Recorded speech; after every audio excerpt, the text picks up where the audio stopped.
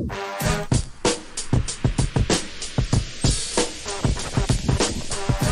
time for the shop report with Barbershop Jay.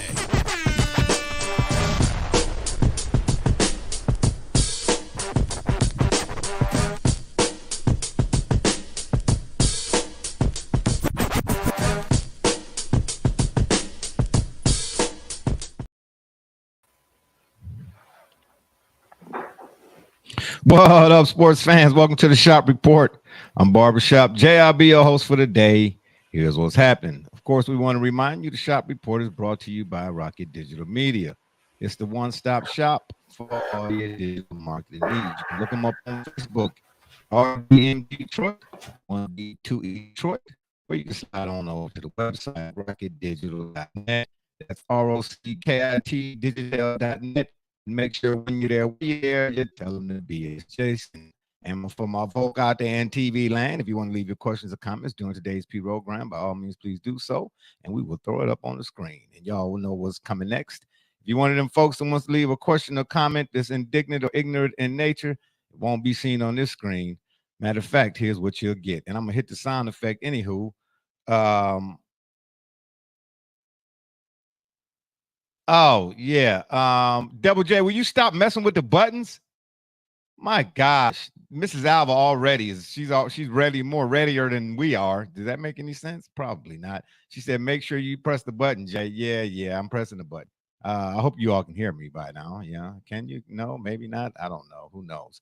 But anywho, joining me on the program today, my cat from up north, Joey James, aka Double J. I wish I had your intro today. Oh, there it is. Tell the people what you say.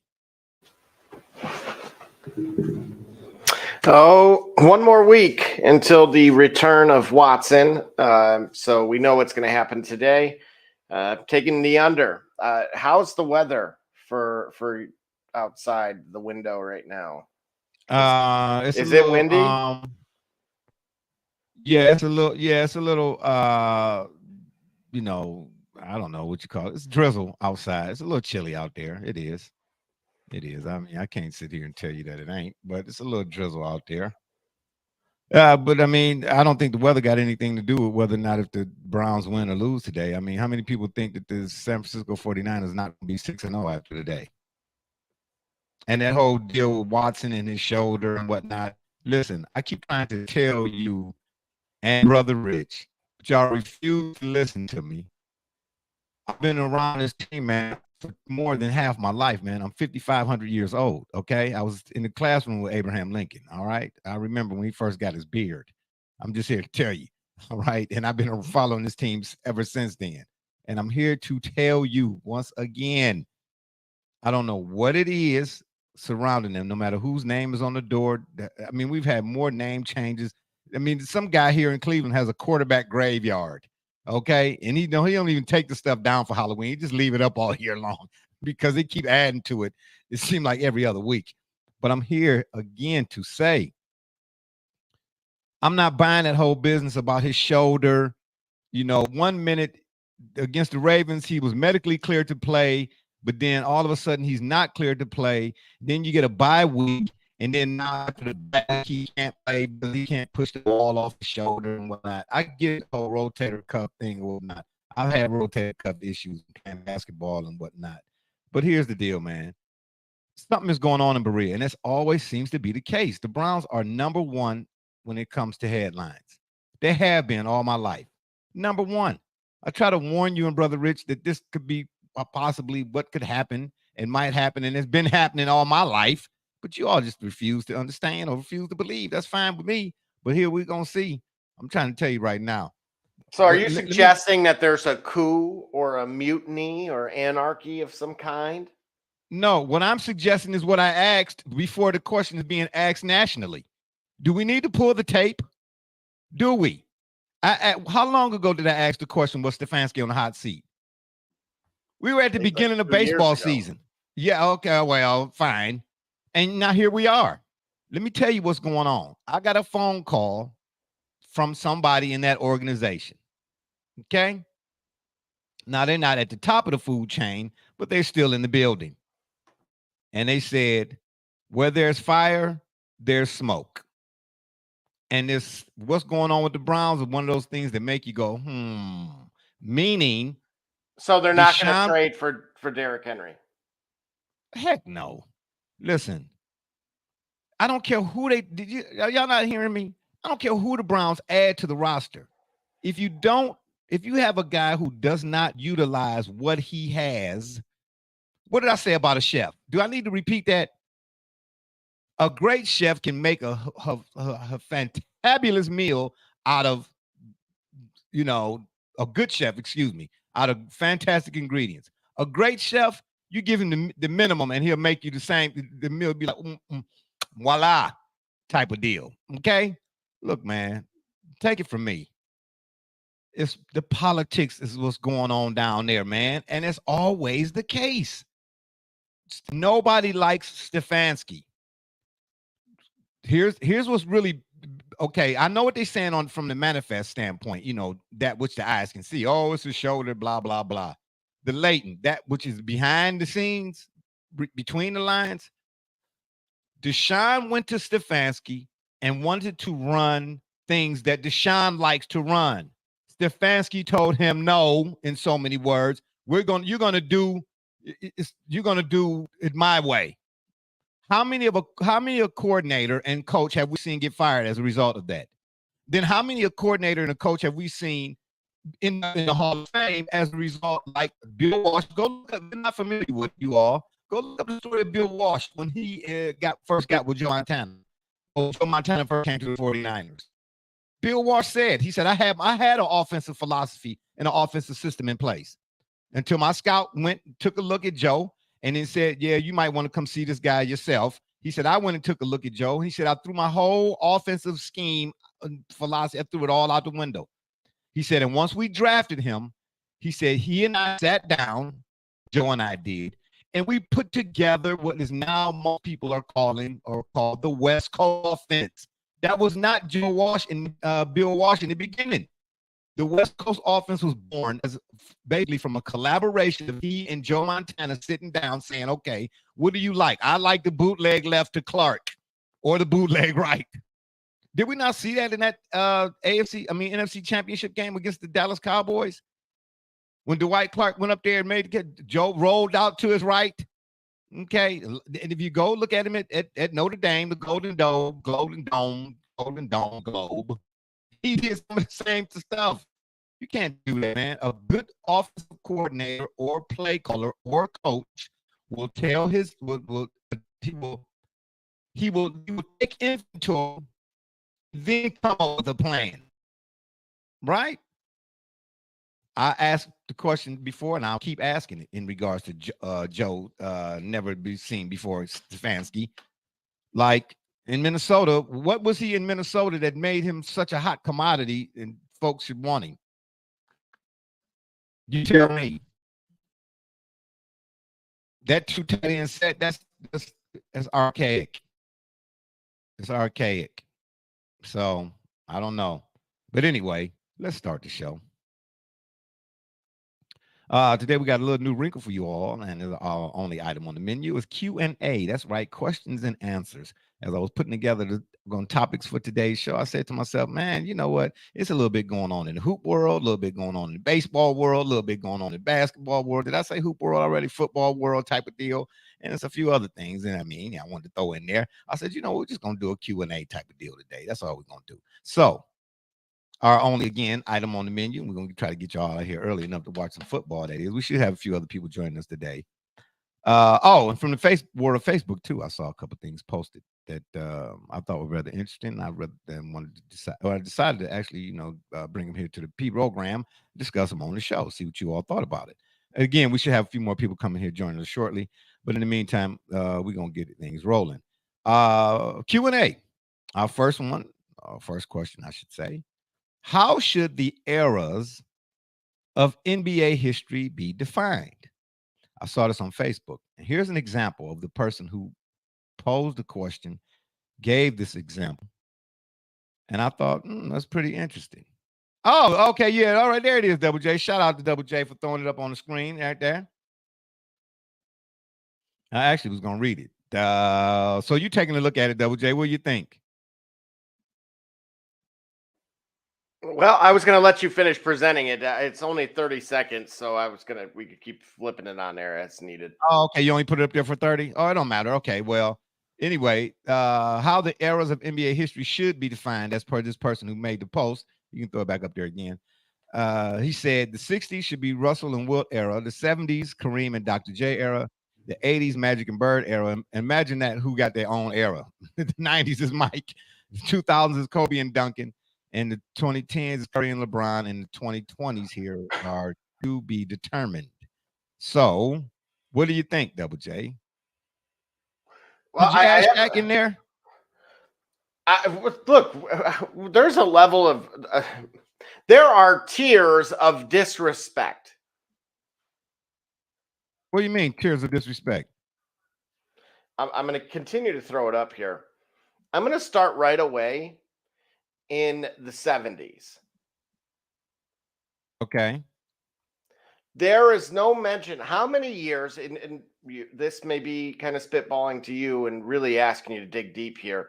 Was Jerry West a part of the Lakers that competed against Boston? The Russell, yeah, the Russell Celtics, yeah. So you would say that was in the 60s, none of which were in the 70s? Maybe early 70s. How many times did Jerry West go to the finals? 100,000. Correct. And so right away, despite him being the logo for the league, there is no mention of him whatsoever on this. Oh. Now, the real reason why is because he has as many as I do of these right now, which I believe is he only had one, correct? Yes, he only got one. So the idea of him of just being ignored. And I'm going to go as far as to say this. When you look at this list, the Dr. J era, those Philadelphia teams made up the majority of the finals opponents in the 80s for Bird and Magic. They did not run into each other until 1984. So are we going to ignore that? What? Let's mind you that by 88, the Pistons were there. By 89, the Pistons were there. And 90, the Pistons were there. So yes, but they're saying predominantly, though, in the 80s. I just gave you 30% of it saying it's the Pistons. I gave you 40% or an additional 30% showing that it was yes, you had Magic and Bird, but you had Dr. J. You had, who else did they get by 82? Didn't Charles Barkley end up playing alongside those guys at some point? So yeah, I think Doc was on his way out though. Sure, but they had Moses Malone. They had there was another individual that was there, but it is. But who was more predominant? When they mention this stuff, they talking about, okay, in those eras, whose names do you roll off your tongue first? That's why I think that they did it this way. But this is my problem with saying that. Magic and Bird era competed against Dr. J for the first 30% of that decade. Not well, but listen, okay, but in the finals, meaning Bird was getting ousted before he wasn't making the final. No. Wait, slow it down there, Kimosabi. Wait a minute now. What, 82 when the Lakers got bounced? Wait a minute. I'm just going off memory. Now, remember, y'all, I'm not alive yet right when here. this is happening. So I'm okay, going exactly. Off what so I yeah, but you're making a case. You sound like one of the attorneys on Suits right now, and you're not doing a good job. You're gonna owe me one. Is what's gonna happen after this. Dr. J won one in the 80s, 83, I believe. Was it 83? Yes, 83 or yeah, it was 83 because in 86, I think the Rockets and the Celtics played in the finals with Ralph Sampson, if I'm not mistaken, off the top of my head. But the reason why they calling it those, the reason why they only, and I'm not saying that I'm in total agreement with who this person has listed here, but I just thought it was rather interesting. The reason why you don't hear Doc in the 80s because other than Philly once and the Rockets once, The reason why they say Magic and Bird era, a lot of people say Magic and Bird saved the game, so they're locked into that right there. And in addition to that, the Celtics or Lakers were in every finals during that decade. So because of that, they call it the Magic and Bird era. Who won in 83? The Sixers. Correct. Who appeared in 82? Who appeared in 80? Look, dare I say this is maybe an ode or something that LeBron stands can take with them in saying, please. hey, when you look at it in hindsight, he was there. Right. So I'm going to plant that seed now because it's going to grow into, that beanstalk. Okay. And imagine you said that obviously. And look who weighs in, TJ. You know what I mean? He decided to show up in question form. He said, Jason Williams says new guys will whoop the old heads. He's tripping. He's being nice.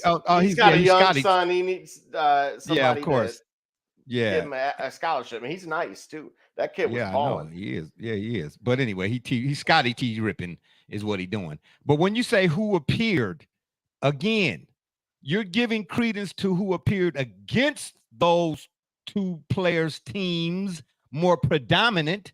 But at the same time, but I'm saying they ousted them, right? That implies in order for them to get to the finals in the East, it means they eliminated the Boston Celtics. So why are we giving them so much credit? Because in 10 years, they said an era in that decade. In 10 years. And they were there 40% of the time. Who was they? The Sixers, right? How many times were the Lakers and Celtics? 81, 82, 83. Okay, and how many times were the Celtics and Lakers there? Give me a percentage. 80%? No. Well, but hang on a second. No. This is where I'm making the case. So we're gonna wait. It's gonna be closer than you may realize. What do you mean? Here's the thing. When you look at the Lakers' appearances, yes, they were there in 80. It would be the Magic era if you wanted to lean that way, because Boston only was there one as far as winning. I guess okay. I will. I slightly disagree. Yeah, you don't have to. You're slightly disagreeing just because you want to disagree. Because you're adding two teams. It's not fair. Okay, listen. If I were to say the 76ers and the Pistons, now I have as much of this. No, you don't. I'm pretty darn close. No, you don't. 87, 88, 89. No, stop it. Listen, the Pistons they started winning at the tail end of the decade. Okay, but even still, we're not talking about necessarily who won or who lost. Years, 79, 80, 81, 82, 82, 83. Okay, so of those teams, which teams did you mention appeared more in the finals in the 80s? That's why they call it the Magic and Bird era. That's why. Magic and Bird appeared in every pretty much Isaiah and Doc didn't appear. Listen, let me say it again. Magic and Bird appeared in every finals in the 80s. Doc and Isaiah appeared in a sprinkle, but Magic and Bird appeared in every final. And then let me say this again. Okay, let's forget that whose appearances. When you think of basketball back then, that rivalry between Magic and Bird, shucks, it was a book wrote about it. Okay? That era of Magic and Bird. But they didn't play each other until 1984. But at the end of the day, though, listen. No, this is my problem with this whole thing. It was make-believe.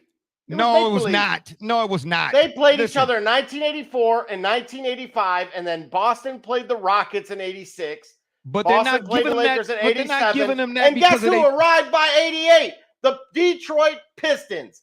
Well, you don't like Rasheed Wallace, so I don't even see why. Oh, Mr. Bird. Oh, please. Turned him into bird soup. Oh, stop it. No. I ain't having it. Okay. No, wait. They're not on the list enough. They're giving him credit for all the same reasons that they have been from the jump. And, stop. This is Pistons bias right now, because even though even though the Lakers did not play the Celtics at the beginning, coming into that era, Magic and Bird were already established as the two guys who were going to take over the NBA because of that championship game, Michigan State and Indiana State, Dude, the Sycamores. They played That's number Houston one. almost as many times as they played the Lakers. No, they did not. Yes, they Almost did. only Yes, counts in they hand did. grenades and horseshoes. No, they did not. 86, No, they did not. Houston versus Boston. No, they did not. And Mrs. Alba's And winning then- again. She says Detroit basketball. Yeah, 81, Houston and Boston because of the choke job with no, we don't need no details about choke job and how you feel about it personally when you're wearing your pajamas with the feet in them. What we're saying is, how many times in that final, in that decade, in the 80s, did Boston and the Lakers appear in the finals? Whether they were playing each other or not is that is relevant, and that's not told. No, it's not. Dude, I am telling you right now, you asked the common Well, person. how come the Pistons didn't go in 85? They would have thought. How come the Pistons didn't go in 86? How come the Pistons didn't go in about 87? The Pistons. This is not about the Pistons.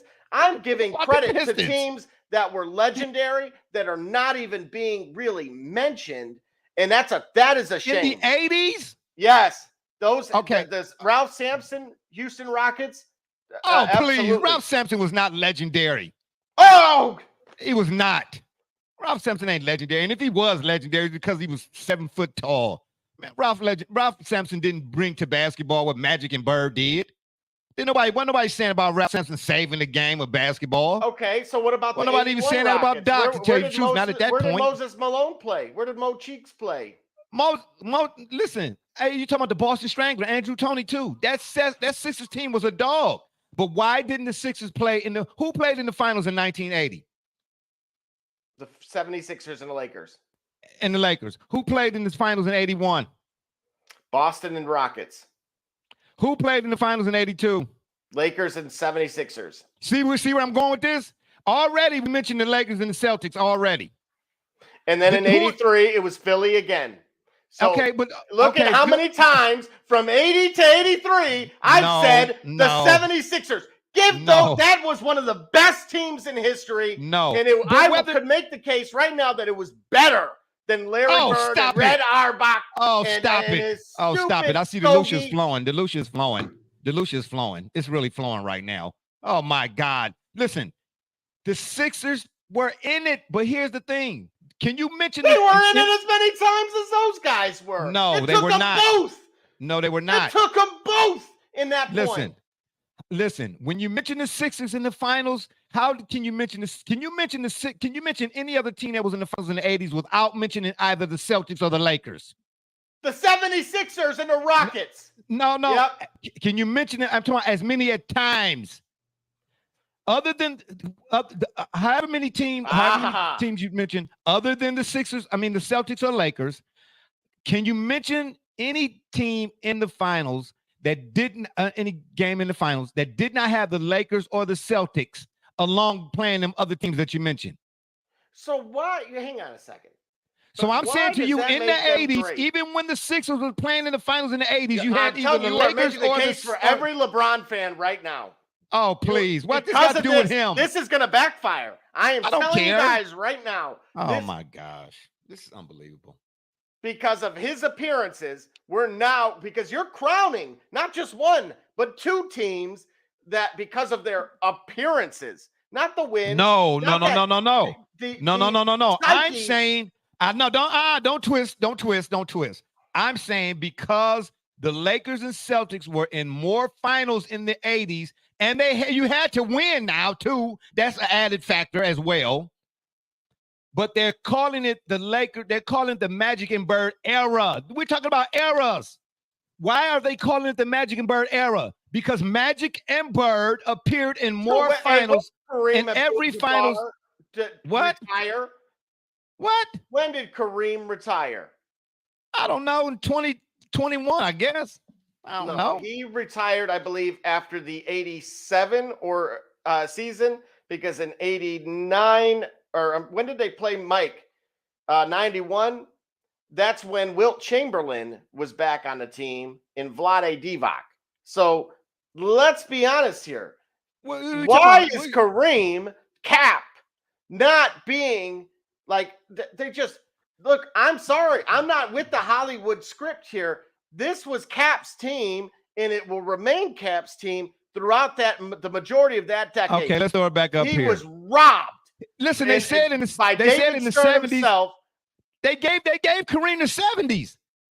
They said the 70s was Kareem and Doc's era. Do you not looking at the why list? Kareem is arguably the best player of all time, because of the fact that he dominated multiple decades, multiple eras, if we want to call it. All right. So looking at this list, and we're gonna probably throw it back up here again, y'all. We got it on a 30-second loop. So would you add Kareem to the 70s decade? Would you add Kareem to the 70s decade? Hold up. Oh, what we got going here? The 70s and 80s? Is that what you're saying? No, because of largely the fact that he played for Milwaukee, right? He won that one title in Milwaukee. So what are you arguing? Well, I'm saying it. Well, hang on a second. Maybe I'm going to flip this my way. You're just ranting right now. You sound like a Browns fan. No. He won in multiple franchises in the 70s and still won multiple times in the 80s. Crown that man. It is his. D-Ronk weighed in. He said Kareem retired in 89 at 42 years old. Good looking out, D-Ronk. And his production had never taken some catastrophic fall. Look who he had to deal with. He had Jack McKinney. He had Paul Westhead. And then, thankfully, I'm going to throw it up here again. Doing this. So are you saying that Kareem? Pat Riley. Are you saying that Kareem should be a part of the 80s era as well? Absolutely. It's a crime that he's not. Okay, all right. So just add Kareem to the 70s and 80s. I don't have a problem with that. I want to see that 76ers team get their crowning achievement, because they were there for a very long time, which is why not Boston. It is not Boston. Well, it is to an extent. They only had to beat Jerry West. Okay, I'll call it for what it is. Red Auerbach, his BS in Boston. It should be BS, not BC. That's all they had. That was the toughest opponent they had to play against, which was Jerry West. There you go. Okay, so in other words, so that 76ers team with Moses Malone and Mo Cheeks, and I mean, just they're not calling they're not calling the 80s Doc's era because Doc was at the tail end of his career. We're talking about he retired in 89. I don't care what year he retired, but Doc wasn't the same Doc in 87 and 88 that he was in 81 or 82 or 83. Magic Bird had just came on the scene, man. You seen that the league was Magic Birds, man. They had just came on the scene. Then they didn't take the league by storm. They couldn't even get in the finals. Stop it. Oh, stop it. No, that's hate. That's hate right there. You congratulate. No, it's not. It's truth. Yeah, TJ weighing in again. Oh, shut up. That's what it is. That's what it is, TJ. Yeah, cutting some slack. He mad about Purdue. Yeah, listen. Yeah. I knew it was coming from somewhere. Because there's no way in the world that you could beat. How can you have a list and not mention those two names that dominated into the 80s? Into the 80s. You're not saying. I know you're not saying. Like the Isaiah world Thomas assumes that, like Isaiah Thomas 1985. Are you talking about Isaiah Thomas? Prince and Isaiah Thomas didn't dominate in the 80s. At the end, no, he didn't. Okay, what two names are you talking about? Drafted until 84. What two names are you talking about then? Kareem and who? And Dr. J.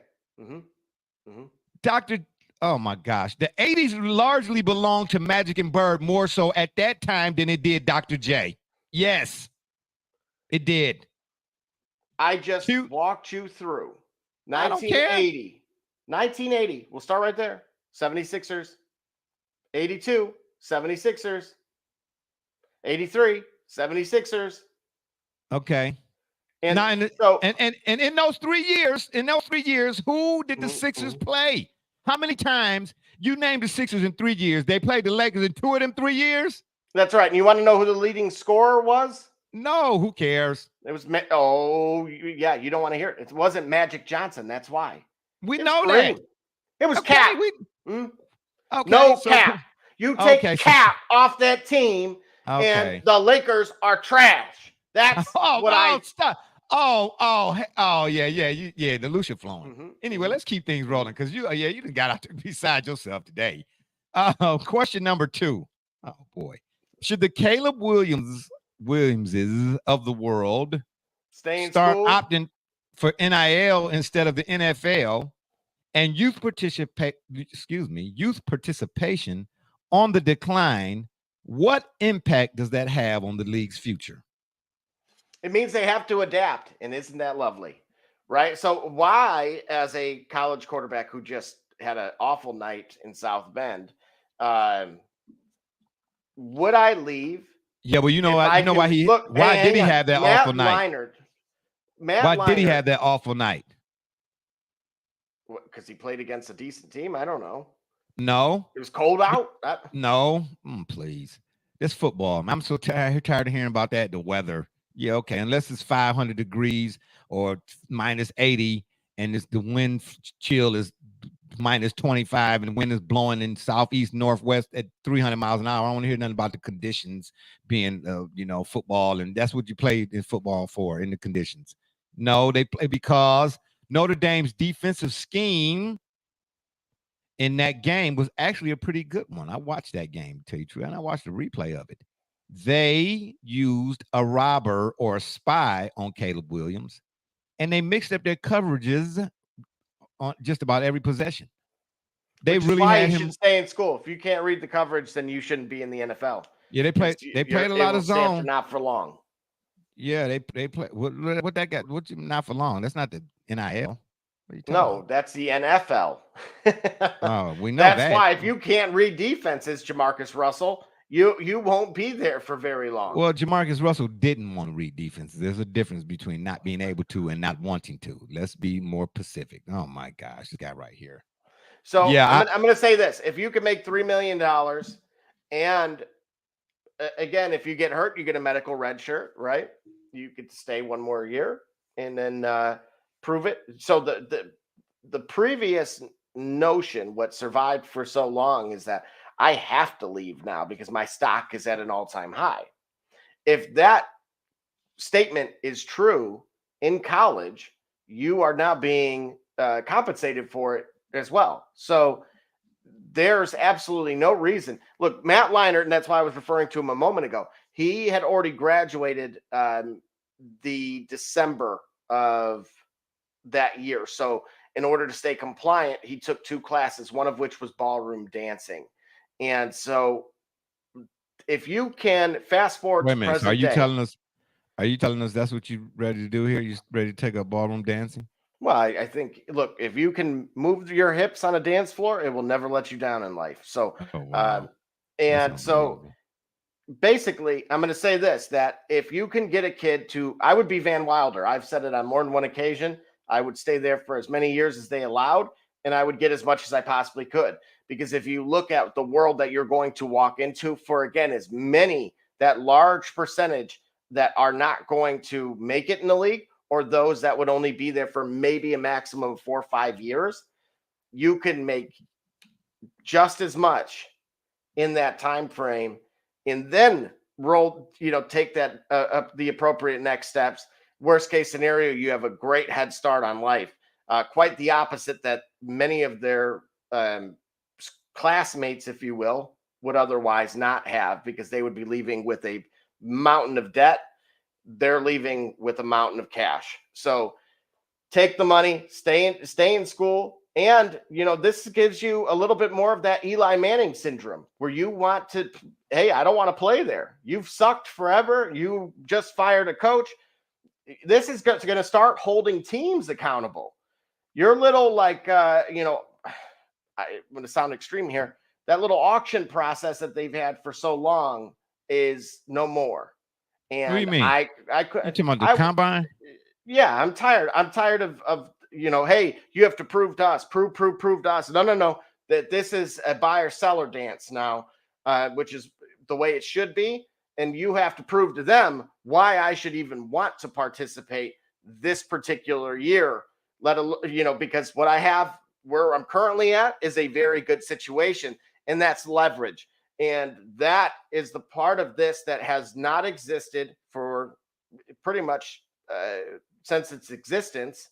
And now here we are in a great place where we can actually, allow these kids to have a little bit more control of their destiny. No different, I would say, equal to us at the individual level, interviewing with multiple companies, post graduation. Yeah, if you're an NFL franchise and you already had a player say he don't want to play for you, and he already kind of listed the teams he wanted to play for, do you still draft that guy and you got the number 1 pick? No, he wouldn't declare for the draft. Yeah, I know. Well, yeah. This is why I'm saying I'm not declaring. But here's the thing, though. When you do decide to declare, you're still going to be going to a franchise that stinks. Not necessarily. When you do declare, Look, yeah. You can do some decent forecasting, right? Because not every team needs a quarterback. Look at how many quarterback injuries occurred this season. How many times has a team had the number 1 pick and didn't take a quarterback? Well, sure. And look what has happened to them. Look at the Mac Jones of the world. Mac Jones? And now look at your boy, Anthony Richardson, who's going to be done for the year. Why would I leave $3 million in South and you're telling me in LA? Well, that's what I'm saying to you. And I got a couple of these. To you, though. Okay, so if he stays, if he stays another year, that's fine. He gets his NIL monies and all that other good stuff. But when he finally decides to come out, there's going to be some team in the NFL draft with the number 1 pick that is crappy. Hang on a second. What difference? How do you avoid going to a crappy team is what I'm asking you. When you declare. You can't entirely, but you can forecast. Look, this is what analysts are paid for. Okay, what are you based forecasting? On these moves, these are the teams that are projected to be the worst in the league going into next season. Okay, so then the only thing you're forecasting is the only thing you're forecasting, and Caleb Williams could have had a lot to do with that last night because he did stink up the joint. I don't want to go number 1. Maybe that's your forecast. But you can't forecast not going to a team with the worst record in the NFL whenever you do decide to come out, because whoever that team is, they're going to have the number 1 pick and they're going to take a quarterback, even though they need a running back. Okay, but guess what? They may or they may not, but at least you have $6 million to get to just in case it doesn't work out. TJ weighing in, he said the Browns and Niners are fighting early. Imagine that. That's the only fight the Browns going to win. I said that to you in the Discord the other day. Yeah, back in your playing days. Yeah, man, I don't want to hear that, man. Please, no, man, it's garbage. Anyway, yeah, I think the NFL is in trouble. Question number 3. Oh boy, I don't even know why I even came up with this one because here we go. I love it. Here it goes. Go ahead. Floor is yours. Had the Pistons drafted Melo in 2003, like they were supposed to, would LeBron dominate? And that's via All the Smoke podcast. So I'm going to say no, but the reason why is because of the presence. No. You're saying no what? Be more specific. No, he wouldn't, because look, what he proved in that 2007 season, I want to say, is he could beat that existing roster as it existed in that moment. Because they won the finals in 2004. And here's another kicker. Let's say the Pistons do draft Melo. I believe they win more than 1 title. I do too. And I believe the Kobe Bryant trade happens. I think the Kobe Bryant trade occurs. So now let's say the Pistons draft Melo like they were supposed to. And trade Tayshaun and Rip. No, they wouldn't trade Tayshaun. Tayshaun yes, they were. were. No, they weren't. No, they weren't. No, that wasn't the same Tayshaun would have been year. going to the bench. Tayshaun would have been the 6th man. They were trading Tayshaun Prince. This deal was pretty much done. I'm not sure how you'd never heard of this. I did, but I don't think it was going to happen. No, they weren't going to trade Tayshaun. Kobe was okay with going. There you go. I'm not surprised because, he was okay with going. So he said, you know what I mean? I'll say anything to get you to move your feet. You know what I'm talking about there. You know what I mean? But let's say that the Pistons draft Melo like they were supposed to, and they win, let's say 3 titles. 04, 05, 06. Now let's say. Is that enough to beat San Antonio? It has nothing to do with LeBron. Would they have beaten San Antonio? I'm asking you, going back to our earlier question, would they then have been the Pistons? Who do you pick on that team to say whose era it would have been? Let's say the Pistons win 3 titles in that era. This is why I think it would have Are been you calling it the Melo era then in that case? You very well could have based on contributions. However, as the team was built, this is why I keep saying two things would have occurred and why they would have had a true dynasty. They would have had those first couple years with that existing core and Carmelo Anthony that would have gotten them over the top. Then they would have made the trade for Kobe Bryant, again, a bona fide superstar in the 2007. Okay, so you would have gotten the same number of titles that Kobe ultimately did with Pau Gasol, because that would have been good enough to beat Boston. Absolutely. Kobe and Pau were enough to beat Boston by themselves. You put him on that Pistons roster, even without, we'll say, Tayshaun and Rip. That's good enough. Hey, what's up? How y'all doing? D Gully from the CO Lumbus. All right. Gully, let me ask you this right quick. Gully. Okay, can you see this? You see this right here? All right. Yeah, I'm looking at it. Okay. How the eras of NBA history should be defined. This is per Facebook. Somebody posted this up. Double J is saying in the 80s. I'll show you. No, I don't need to see it.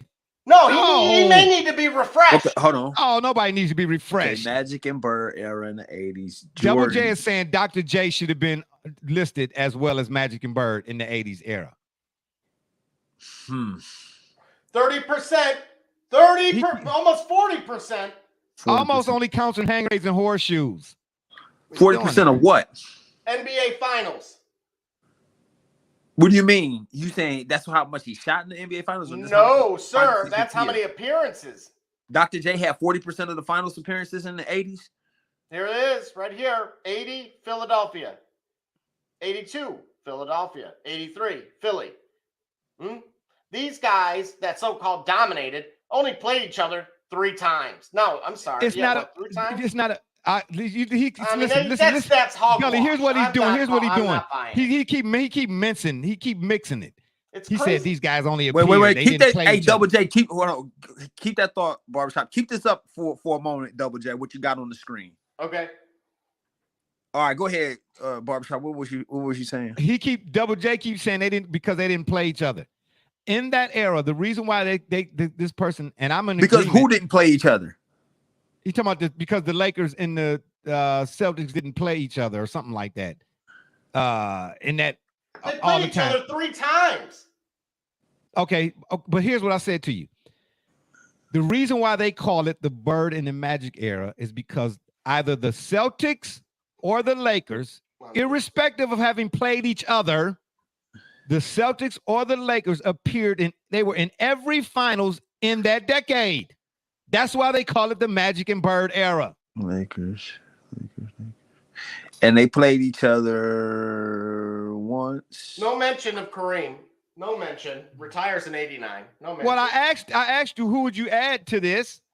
Does Magic get there without Kareem? I say absolutely not. No way. Not happening. What you mean? Well, he went with them. He couldn't even beat the Houston Rockets 2 of those years. I don't want to hear it. Oh, man, stop it. When Kareem went down with that injury, Magic took over and played the center.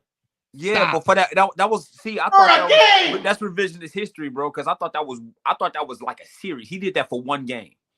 Yep, and they made it a crowning achievement. Robbed Kareem because he did it as a rookie. It still was remarkable. But the way it's talked about, I thought he carried a series that way. He played 1 game. That game did catapult them to carrying in that series. No, bro. But if you hear that, if you hear that in context, you would think that he spent significant time at that position. Like if you said he played the finals at center, that's the way it sounded. I did not know it was 1 game that he played at center. Well, I knew that, but I'm saying to you, I never did that, but that's not the way it's. But so you're trying to tell me that one game didn't have an impact on the series? No, I'm trying to tell you that it's 1 game doesn't. Do you think that one game had an impact on that series? No. We're not going. No. That's not because that's not the implication. It's stated as if he carried a series at center. First of all, you sound like you're talking with a lisp. Second of all, no, he did not. He did not do it for the whole series. I get it. No, but right. You're trying to tell me that performance. No, I'm not trying to tell you. I'm not at all saying that. I'm not at all. Okay, well, I'm asking. I'm not at all diminishing what it is. Well, I'm asking the question. No, Did that one game have an impact on the series? They won the series with that. Okay. But that's not how it's talked about. This is what I'm trying to don't care tell you. how it's talked about. No, We you talking need about to it care now. because it needs to matter. Oh, please. Because oh, for that same reason, to Double J's point, Magic and Kareem needed each other to do what the Lakers did. You got to remember, here's another thing that's not talked about. And I'm surprised I lost the debate to this. First of all, hold up. No other rookie in NBA in our lifetime, especially, has done what Magic did. Well, yeah, to win the NBA Finals MVP as a rookie for sure. I ain't even talking about winning MVP. I'm talking about going in there as a rookie and collusion with David. Oh, here we go. Oh, here we go. Here we go. Now we got Double J and Stefanski, law firm and lawyer and law firm. Oh my God. Yeah, Tim Misney. I'll make them pay. Oh boy, please. What I'm saying go ahead. No, what I'm saying to you is that Magic coming in and playing as a rookie for the Lakers and then playing that game as a rookie. No other rookie has done that. What other rookie has done that?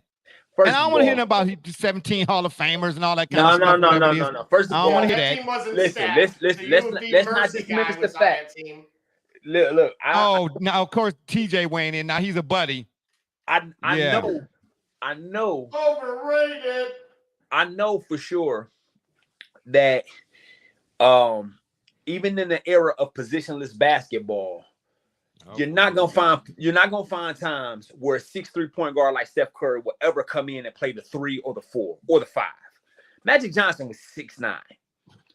For him to move to center still was remarkable because you still had bigs that were big in that era, but he was 6'9". He was 6'9". So yes, he's gonna put a body on him just like anybody, like a smaller power forward. Still a remarkable achievement, but in perspective, he was a 6'9". He was a 6'9" athlete that played the position because he knew what he needed to do for his team to win. And well, I'll tell you what. I'm gonna throw the list back up here, and I'm gonna show you. There's only one dude that got the era all to himself in the '90s. Imagine that. MJ era. Whoa. Not MJ and Kobe, not MJ and Duncan, not MJ and Ginobili, not MJ and the world champion Serbian League, none of that. MJ. Once again, the Houston Rockets are completely just overlooked. Yeah, they are. And rightfully so. Listen. Okay, so how many No. How many appearances or wins or finals, however you want to say it, qualifies you as being listed as being that team or that guy in an era? So Houston didn't go back-to-back in that 90s? Yeah, they went to, listen, we talking about the whole era though. Shaq didn't go to 2 finals? Now Shaq is the one guy on there. I would have added to let me go back up. You would have added him to the 90s? Because he went just like Kareem did in the 70s. No, I would have added. Kareem is listed. I would have added him to the Milwaukee and the Lakers in the 70s. I would have added him to the 2000s. Oh, with Kobe and Duncan. Yeah, he should have been. Yeah, I would have added him to the 2000s. I'm just saying you can, but you can't dismiss what Magic and Bird did for the 80s, man. Teams. No, that's not the. I don't think that's the case. I think it's don't try to defend him, Gully. This is not Suits. Do you want me to get a courtroom bell buzzer in here? He said Dr. J should be in that era. That's the argument he made. That don't dismiss anybody, bro. Okay. Double J is saying that Magic shouldn't have been in that era. He said what? I mean, this is. He said what? Double J is saying that that Magic shouldn't have been in that era. Should have been Doc and Bird. No, Doc and Kareem again. Whoa. Double J, what? Yeah, exactly. There you go. You listen. You already was defending him, and he talking crazy. No. Yeah. Oh man, he Lucified right now. Wait a minute. You said Yeah, exactly. That's what I did too. That's what I did too. You said it should not have been Magic in that era? No, Magic could be there, but let's not ignore that every finals appearance that Magic made, Kareem was on the team. For sure. That's the same thing for Okay, so why are we giving it to Magic Johnson? Because the league made their rivalry what it was. It was the headlines. Let's stop it. Man, that rivalry started before they even got to the NBA. By that same token, Larry Bird had McHale and Parrish for all of his finals appearances. Okay, would you throw them in there? But their player. But if you look at I don't think we have. How did he get bounced so many times from the finals with them? Who guys? Who he ha? Look, we're 1980, 1981. What about it? The Celtics get bounced by the 76ers. They don't. That's because then nobody had no answer for Moses Malone. Then nobody had no answer for Moses. Anyway, are they really that great then? There you go. Who's really that great? Are the Boston Celtics were they really that great then? Yes. Oh my gosh. Absolutely, yes.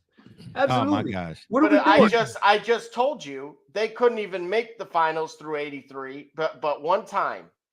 One time. In 4 seasons, they couldn't make the finals. You saying, right? So this is why we're doing the LeBron thing here. We're not.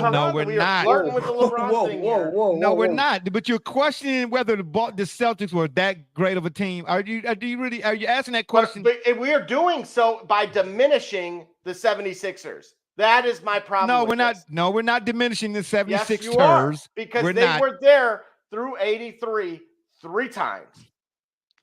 Okay. That's okay. That's 3 times, and then 7 more times after. But in them 3 times, you still got either the Lakers or the Celtics. That's what I'm trying to tell you. The Celtics only made the finals 4 times. The Celtics or the Lakers represented the finals in every year of that decade. It was either the Celtics or the Lakers. Which teams appeared more in finals in the 80s than any other team? I know, but if I were to say, okay, then we're going to do the Pistons, who were there in 88 and 89, and the 76ers, that's 5 times. If we did that, because it was the Pistons, the Rockets, and the 76ers were the 3 other teams who appeared in the finals in the 80s. Okay. So only 3 teams? Only 3 opponents. You made it sound like, oh gosh, these 2, because they were there every time. There were only 3 other teams who showed up. So we could have made some kind of realization that there were only a handful of competitive teams in that era. So at the end of the day, you disagree. You disagree with the list. Oh, 100%. Because it came at the expense of the ones that are being crowned. And that's why it is garbage. No way. No way. Right. You know what's really garbage? You know what's garbage? They get nobody. I'm gonna tell you what's garbage. I'm gonna tell you what's absolutely trash. You know what's trash? Football game starting at 9:30 in the morning on the East Coast. If I miss another pick on a sunrise game, I swear, I'm telling you what, man. I'm telling you. Listen, Germany. Yep. Yeah. Well, that's your fault. NFL Europe all over again. Staying up late night, you know what I mean, and not getting it. You need a reminder. Hey, it's a family show. Yeah, exactly. Question number 4 is Rangers, Texas versus Phillies, Philadelphia, baby. Is the Rangers versus Phillies in the World Series a lock? Ooh, man. No, nothing is a lock. Yeah. Nothing is a lock. Yeah, I know the Astros always, but the Rangers, they're the best defensive team in the league. They're the best defensive team in the league, definitely in the American leagues, no question. And the Phillies, Bryce Harper, he's mad. Bryce Harper's mad at somebody. Yeah, it's. I mean, baseball, I feel like it's a sport with the most parity of all of our major sports in America. Because explain to me why the Braves are not in the ALCS again for the second for the 3rd year. Like, explain to me how the Phillies get their number the Braves aren't in the ALCS because they're in the National League. That's for starters. Well, that's a good help. Okay, and then number 2, the Braves like the Braves of years past, even when they were beating up on the Guardians / Indians. All right. They would win 95. And I'm talking about with Maddox, Smoltz, and Glavine. You would think that they would have more World Series titles. Why they call it World Series, I don't know, because it's Glavine playing against, Albert Bell. You would think they would have more World Series titles than they did or than they do. And then they did back then. Did I say that fast 2 times? Especially with that pitching staff. Then they But do that. no, they only won one. And that one happened to be again against none other than the Cleveland Bums. Yeah. Question number 5. After his performance against the Heat, and I got to be the first one here to tell you, I've been giving the man a whole lot of heat. I had. After his performance against the Heat, is Victor Wembanyama the real deal? In a preseason game, mind you.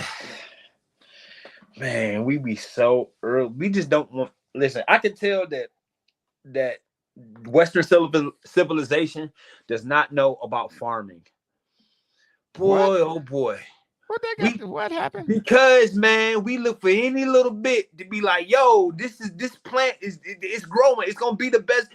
Let the thing grow, bro. It's a preseason. I'm asking the question. I'm that don't not mean about to answer whether he's the real is... deal after he beat up on the he locked down Jimmy Butler in that game, didn't he? Oh wait, Jimmy Butler didn't play. Oh, he really tore up Bam. No, Bam didn't play. So did you tell me the Heat's not a game. Not a game. We talking about practice. Okay, so then he's not. We talking about no. He's no. Well, then just answer the question. No, it's no. You can't handle the question.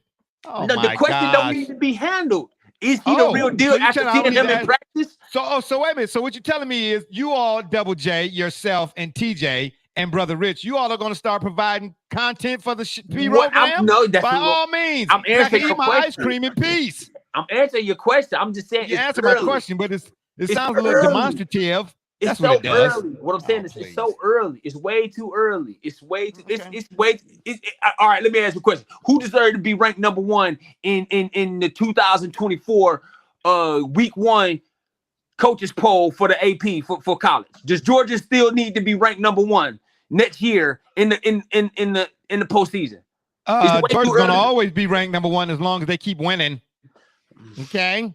What about Michigan? What about Michigan? Michigan, they deserve to be ranked number 2 in next season's absolutely week 1. Absolutely. This is what absolutely. I'm saying. It's just way absolutely they do. Absolutely. To your point, what I'm saying is for our listeners, for our fan base, I'm saying my answer is a cautionary instruction, like just wait for it to grow. Because I'm gonna tell you what, if you go 0 for 7 versus the Golden State Warriors in preseason, what we gonna say? Well, he overrated. Here we go. Here go Michael Oliver. I'm not gonna say anything. I'm not gonna say anything. Eddie Curry. Okay. All right. Question number 6. Yeah. Who's the biggest upset pick of the day in the NFL slate of NFL games? Me. Why you? Because I didn't pick the game that started at 9:30 in the morning. That's your fault. I needed 16 points. That's your fault. The upset. I see what he did there. Okay. Yeah, that's your fault. Yeah. The biggest upset. You were upset that you didn't pick him. Oh, that's your fault. Yeah. Who's the biggest upset? Who I mean, these slate of games for. I'm going with Minshew Mania and the Colts. He's going to get revenge on the Jaguars that are back that's in Jacksonville, though, right? That's right. Where he had a lot of success. That's a hard pick. I'm surprised you didn't pick the Browns over the 49ers. No, come on. Did you? Did you pick the Browns over the 49ers? No, I didn't. I need all them. If Watson would have played, I may have. Oh, stop it. No, you wouldn't have. Okay, why so? Why would you? Exactly. Thank you. There's a question for you. Yeah, why would you? And it's not rhetorical. Yeah, why would you have picked Watson? Well, I think the league does their darndest to have kind of a letdown trap game and motivation that Kyle Shanahan's back in town. He don't even believe that himself. Did you see Gully? See how he looked over to the right quick? He tried to get his answers together. Yeah. That teleprompter in his head. No, what is his name? Mercury Morris. Don't they have a toast after every team has lost a game? Yeah. so they can ultimately cling If to anybody that. could go undefeated, it's them this year. They are a well-oiled machine. And the thing is, believe it or not, so I have in fantasy, I have Brandon Ayuk and McCaffrey, which again, look to me for your fantasy tips here, people. Just got hungry Henry as well. So I'm loaded. Speaking of which, go ahead and give us your fantasy picks. Well, it's too late now. The game's already started. We're getting ready to start. Yeah, you want to do it for next week? Yeah, we can do that. Or maybe come back Thursday or Friday or something like that. Yeah, we just do you out. Yeah, we can maybe come back Friday or because I'm off Fridays. Yeah, you and I jump on here and we do Double J's fantasy picks. I'm 4-1 in multiple leagues. Oh, so you all might want to tune in, especially if you got some cash on it, baby. You can see up there the back-to-back. So going for a three-peat for that trophy. Oh, okay. Shout out to that. Absolutely not. Question number 7. Why would the Celtics hire Jeff Van Gundy as a senior consultant? I'm like, what's going on there? Because they need a better basketball strategy than the one that they're currently employing. So something that, and truthfully, Brad Stevens needs help. He tends to, like when the game at the Palestra that took place between Purdue and Penn State, he obviously being an Indiana guy, had success at Butler. He still keeps his ear to the ground with what's taking place at, we'll call it the collegiate level. And so he had good relationships with both Micah Shrewsbury, who's now at Notre Dame, and with Matt Painter. And so he came to the game, got a chance to look at guys like Edey. And I believe they drafted someone from Penn State. So they were getting a look at those guys too. So he needs someone else that has a history, and right, Jeff had no different than Stan, have a lifetime because of their dad in the game of basketball. So having someone with a different set of lenses to take a look at and free you up a little bit with their approach, that's kind of been somewhat of that, why they've been so consistent throughout the years, right? You can only think of maybe the Al Jefferson years in the early 2000s. And even then that was still Paul Pierce and Antoine Walker there, that they were ever deemed truly terrible. But again, I'm splitting hairs here, trying to find some bad years for the Celtics as a franchise.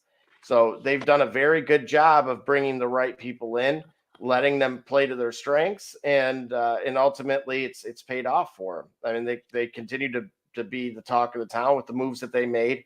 And again, it's a chess match. You could tell that they. Well, let me say this. Mm-hmm. If you all, for all my readers out there, you all get a chance to read Blood in the Garden story, the flagrant history of the 1990s New York Knicks. It's the reason why Jeff Van Gundy, the Celtics knew, for the same reason that the Knicks hired Van Gundy when they should have hired, I forget who was. What was his name? It was another coach. This was after Don Nelson. Oh, I can't think of the guy's name. He was next up. Pat Riley? No. Pat Riley had already gone to Miami. Riley had already went to Miami. Yeah, and this was after Nelson. Don Chaney.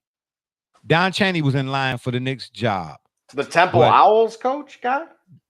No, did I say Don Chaney? You did Chaney say is Don the Chaney.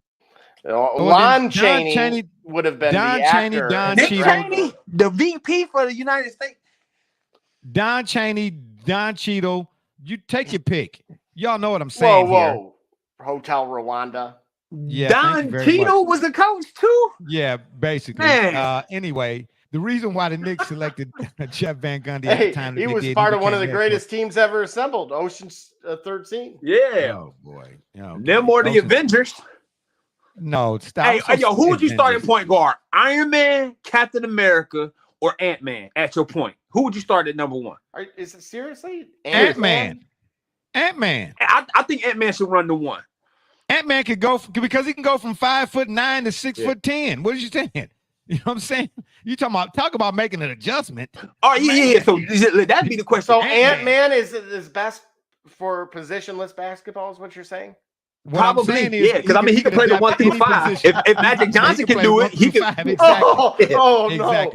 Exactly. No, Yeah. Magic He played the the only 1 person that could and guard. 5 for He's the only 60 person that minutes. could guard Victor Wembanyama. Did you see the arm thing though? It looked like Michael Jordan in Space Jam. What? Yeah. His stretch, his outreach. Whose? Wembanyama's? Ant-Man. Yeah, they said he scraped some paint off the roof in the Seattle Dome, wherever that is. I'm just saying. Man, I'm ready.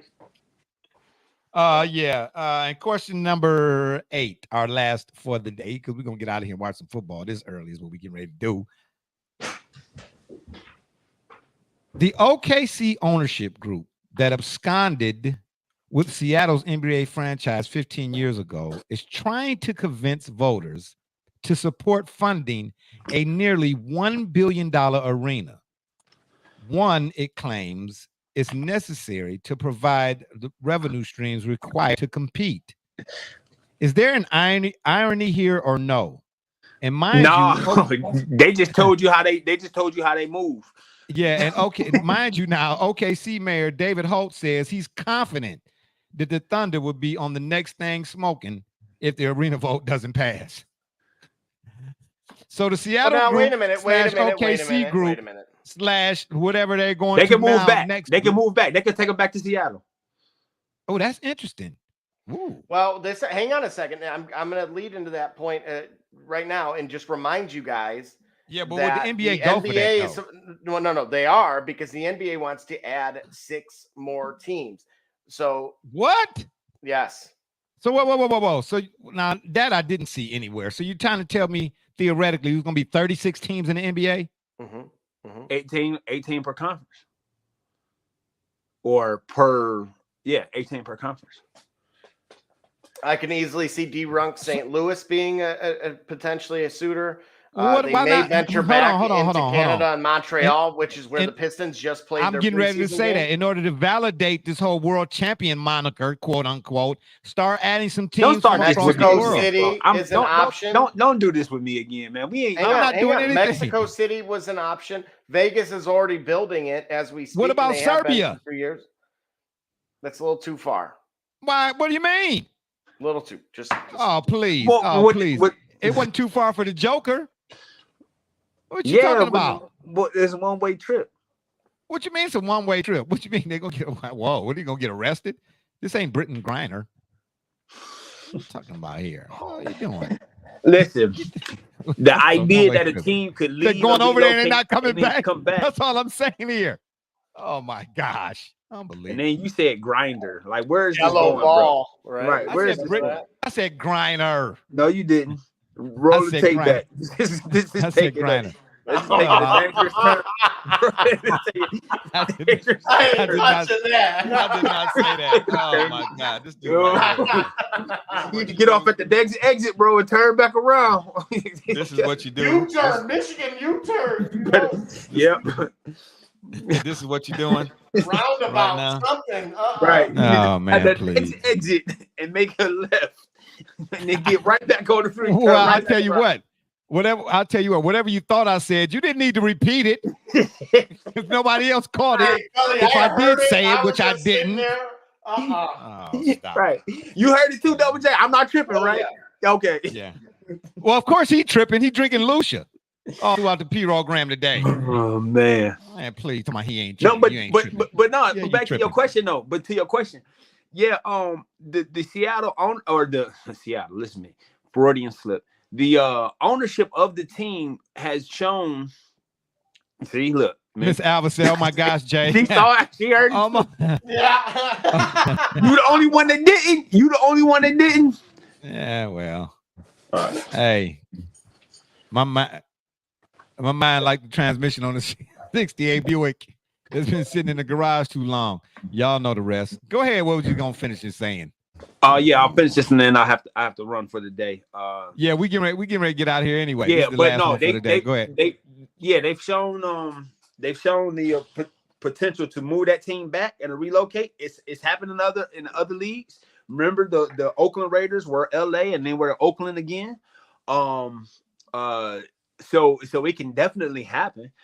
I think they probably would leave. San Diego? Yeah, San Diego Clippers. They were, if I'm not mistaken, they were once the San Diego Clippers before. Yeah, that's what I'm saying. Oh no, it was the ABA team that was in San Diego.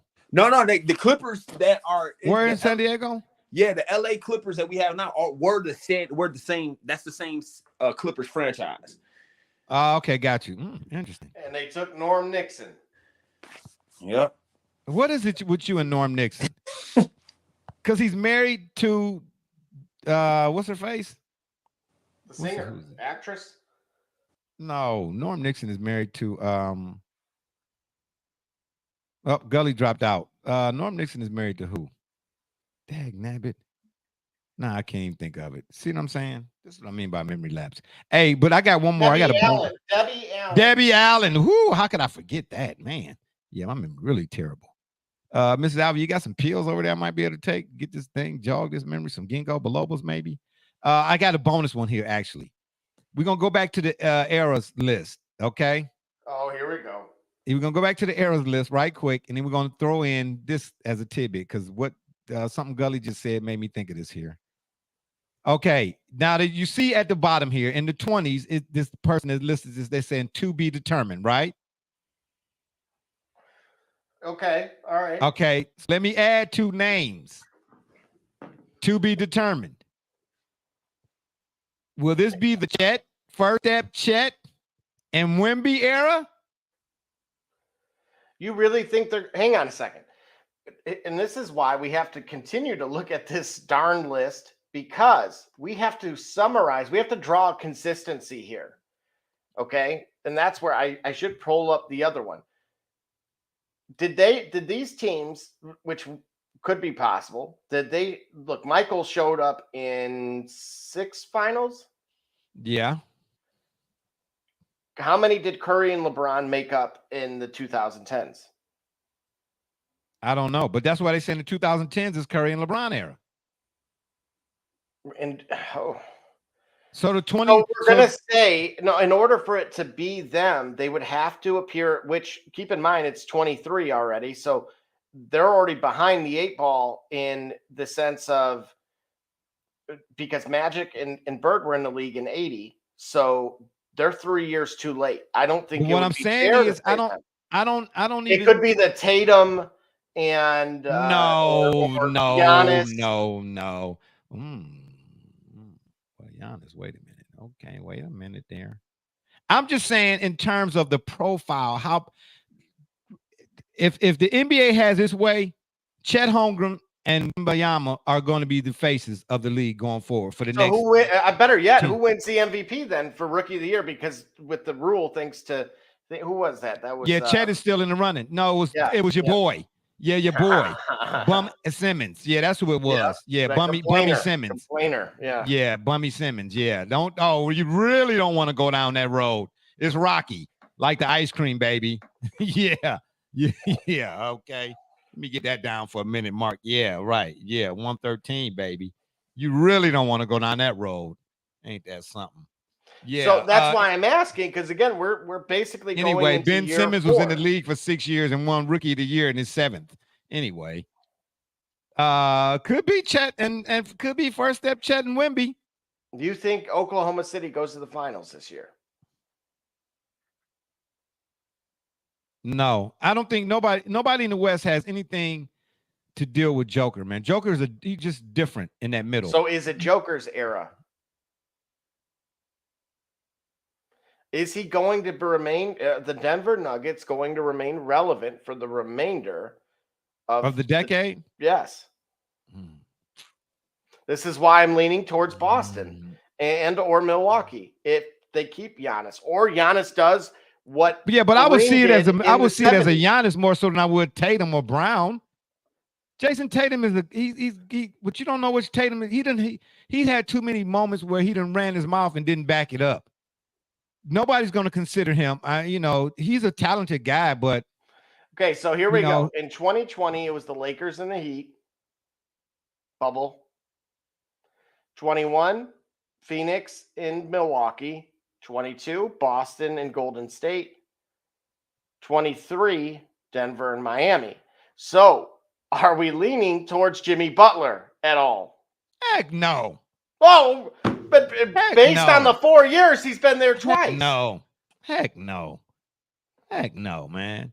So if Miami, listen, what I'm saying to you is, again, going back to the Magic and the Bird thing, their impacts on the game in the league at the time they were present is, it seems like everywhere you turn, you see one of them, one or the other.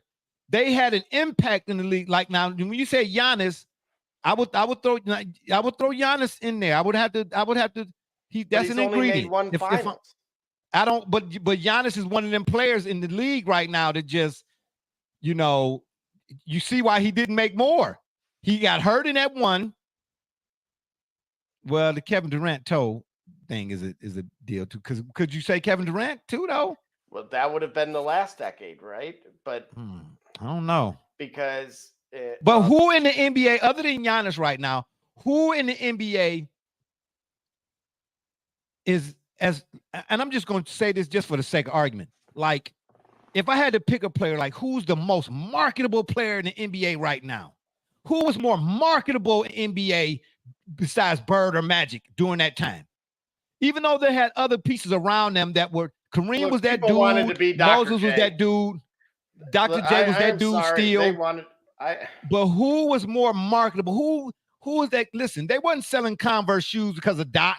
No disrespect. Well, they started out selling them. My bad. I'm talking about the new Converse campaign at the time was Bird and Magic. But Doc started out with the Chuck Taylors. My bad, Doc. On the straight up, I can't believe what I'm hearing. Yeah, well, you should believe what you're hearing because I'm not drinking. They wanted that. This is what's so sad about this, right? Because you just flat out acknowledged that this thing was a popularity contest. That Dr. J, and we can point to all the reasons, right? The hair. Yeah, but whoa. Melanin. While it was you whether it was a could point to all the reasons not, why they wouldn't. You're trying to say Magic and Bird didn't have that type of impact, though? The popularity was warranted. It wasn't manufactured. Well, we know how Magic and Bird did it at Indiana. They did it. Hold on, Mrs. Alba, Paige and Mrs. Alba. Can we get a Spartan on the P-Railgram, please? Magic and Bird had already set the stage for what was to come in the NBA before they ever got to the NBA, is what I'm trying to tell you. That 1979, that national championship game is still to this day arguably one of the better national championship games ever played. Say that fast 2 times. Championship. How much wood could a woodchuck chuck if a woodchuck could chuck wood? That was a twister. Anywho. Yeah, sure, that's great. So Wemby and First Step Chet, I'm trying to tell you, don't get it twisted. Don't let the marketeers fool you now, because they're working on some kind of campaign, I guarantee you. First Step Chet or whatever you want to call it, these two are the biggest. They're the 2 7-footers who can do it all, remember? They got the entire bag, remember? What? Isn't Kevin Durant 7 foot tall? Well, I'm just saying, but Chet and Wemby are, Yeah, I did, Mrs. Alva. I called for a Sparty, but it's okay. It's okay. I know. Y'all lost yesterday, unfortunately. In a really bad way, to a different kind of animal with the sword. Yeah. Did Purdue win by any chance? Where's Karlaftis when you need him? That's all I'm saying. Ohio State is not garbage. Either. Yeah, garbage this year. Mm-hmm. Well, this coach refuses to adapt. He's forcing this system on kids that you mean like Kevin Stefanski? You mean like Kevin Stefanski? Oh, okay, got you. Yeah, I'm with you, Mrs. A. Double J got no room to talk. Yeah, shaking my head too. Yeah, you mean like Kevin Stefanski? Yeah, okay. Here's what we're gonna do. We're gonna get out of here, but in the meantime, the errors list that you threw up, is it a way to put it in there so we can leave it up longer than 30 seconds? Not as it's currently there. I could open it the way I did with the NBA ABA championships. Okay, so let's do that, because next Sunday we're gonna come back here again, because I'm going to also throw in something that what she said, not what he said, what she said, something Dawn Staley said. And I'm all for it. I'm with it all day. I love what she said. We're going to say that for y'all to next week. And we're going to throw this list back up here again because next week we should have a special guest on. We were supposed to have him today, but he had computer issues, but it's all good. I think we'll bring that back. Yeah, we'll bring this back when he gets on, and because he's a little bit more of an authority on the subject of basketball than am I, or than I am. And we're gonna let him have his say and what he thinks in regards to that. But we will bring this back, this whole errors list, and we'll make some tweaks and twicks and so on and so forth. But Double J has already stated that, of course, the Pistons, because they came at the end of the year, were better than Magic and Bird and Celtics and Lakers in any year throughout. It's not what I said. That decade. Oh, but once again, hey, no mention in the 2010s. You know, they weren't there in 2004 and 5. Okay, yeah. No, 8 straight Eastern conferences. That doesn't mean anything. Yeah. Yeah. All right. Yeah. And on that note, I'll leave you with this quote: "Nobody is as deaf as those who don't want to listen." See. Double J. All right. Yeah. It's been fun, but we got to run. Don't forget to check us out every Sunday at 12 on the PM side right here on the Yard. Or y'all can check us out on Facebook, Twitter, Golden Graham Scram, the shop's fan page, and of course YouTube. Make sure y'all hit that subscribe button at the bottom right corner. You know, the bell icon. Philadelphia, baby, we be much obliged. And if that don't work, you can Google it for my man's Be Rich, Double J, TJ, D Gully, and all those who follow and support us. I'm Barbershop Jay, and you've been listening to the Shop Report. And remember, the next time y'all want to know what's really going on, man, come to the shop. Walk-ins are always welcome. Holla, football time.